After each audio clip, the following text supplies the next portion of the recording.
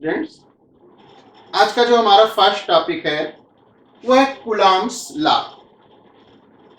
आप लोगों ने एक्सपीरियंस किया होगा या पढ़ा होगा कि जब दो चार्जेस एक दूसरे के पास पास लाए जाते हैं तो उनके बीच में अट्रैक्शन या रिपल्सन फोर्स काम करता है। अगर चार्जेस पॉजिटिव हैं तो पॉजिटिव चार्जेस के बीच में रिपल्सन फोर्स होता है। अगर दोनों चार्जेस निगेटिव हैं तो निगेटिव चार्जेस के बीच में भी रिपल्सन होता है।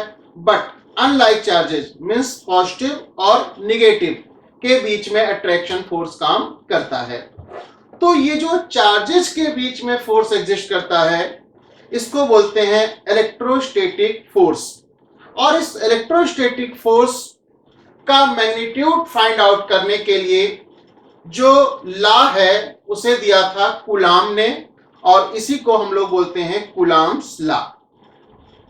तो according to Coulomb's law, the electrostatic force between 2 point charges in vacuum is directly proportional to the product of magnitude of charges and inversely proportional to the square of distance between them. Means अगर दो point stationery charges vacuum में रखे हुए हों, अगर charges के magnitudes हों Q1 and Q2 और अगर दोनों चार्जेस की बीच की डिस्टेंस हो R, तो अकॉर्डिंग टू कूलाम्स लॉ दोनों चार्जेस के बीच में जो इलेक्ट्रोस्टैटिक फोर्स होता है वो दोनों चार्जेस के मैग्नीट्यूड के डायरेक्टली प्रोपोर्शनल होता है, और दोनों चार्जेस के बीच में इलेक्ट्रोस्टैटिक फोर्स चार्जेस के बीच की डिस्टेंस के स्क्वायर के इनवर्सली प्रोपोर्शनल होता है। इसी को बोलते हैं Coulomb's law.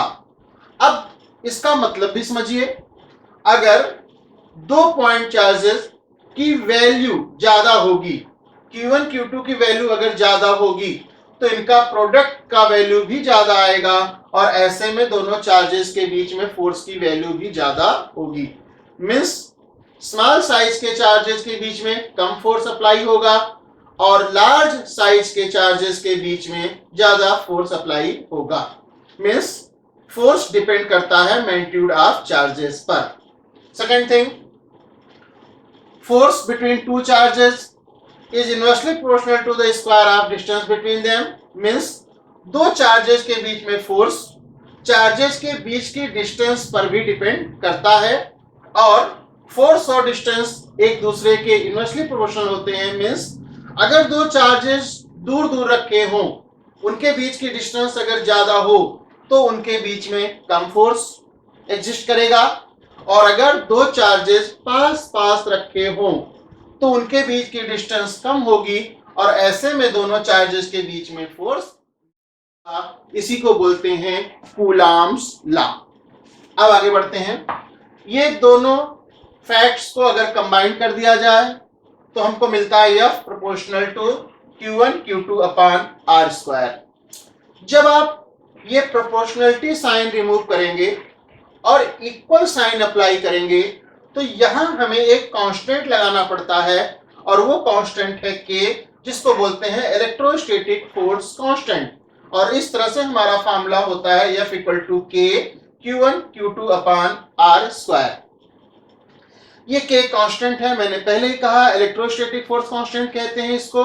In SI system electrostatic force constant K की वैल्यू होती है 1/4 पाई एप्सिलॉन 0, और इसकी न्यूमेरिकल वैल्यू होती है 9 × 10⁹।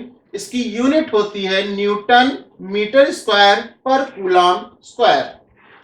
अब यहां एक नया टर्म आपके सामने आया है एप्सिलॉन 0। एप्सिलॉन 0 क्या है? एप्सिलॉन 0 एक्चुअल में electrical permittivity of free space है, और K की अगर आप वैल्यू पुट करते हैं तो आपको मिलेगा F equal to 1/4 pi epsilon 0 Q1 Q2 upon R square.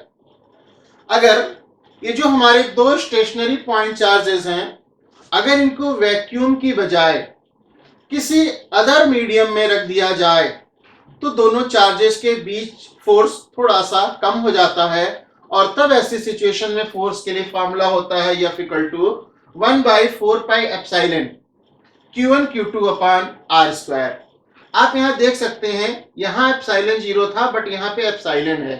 ये एप्सिलॉन है उस मीडियम का इलेक्ट्रिकल परमिटिविटी जिस मीडियम में अब चार्जेस रखे गए हैं।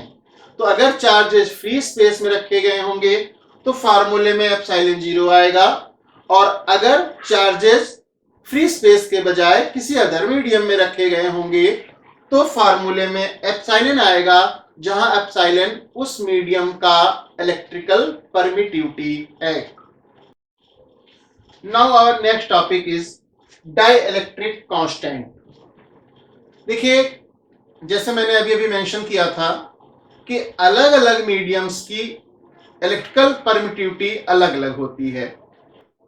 अगर आपको किसी मीडियम का डाइइलेक्ट्रिक कांस्टेंट फाइंड आउट करना हो तो किसी मीडियम की इलेक्ट्रिकल परमिटिविटी और फ्री स्पेस या वैक्यूम की इलेक्ट्रिकल परमिटिविटी का जो रेशियो होता है, इसको उस मीडियम की रिलेटिव इलेक्ट्रिकल परमिटिविटी या इसी को डाइइलेक्ट्रिक कांस्टेंट कहते हैं। मैं फिर से मेंशन कर दूं, किसी मीडियम की इलेक्ट्रिकल परमिटिविटी और फ्री स्पेस या वैक्यूम की इलेक्ट्रिकल परमिटिविटी का जो रेशियो होता है, इसी को उस मीडियम की रिलेटिव इलेक्ट्रिकल परमिटिविटी कहते हैं और इसी को डाइइलेक्ट्रिक कांस्टेंट भी कहते हैं।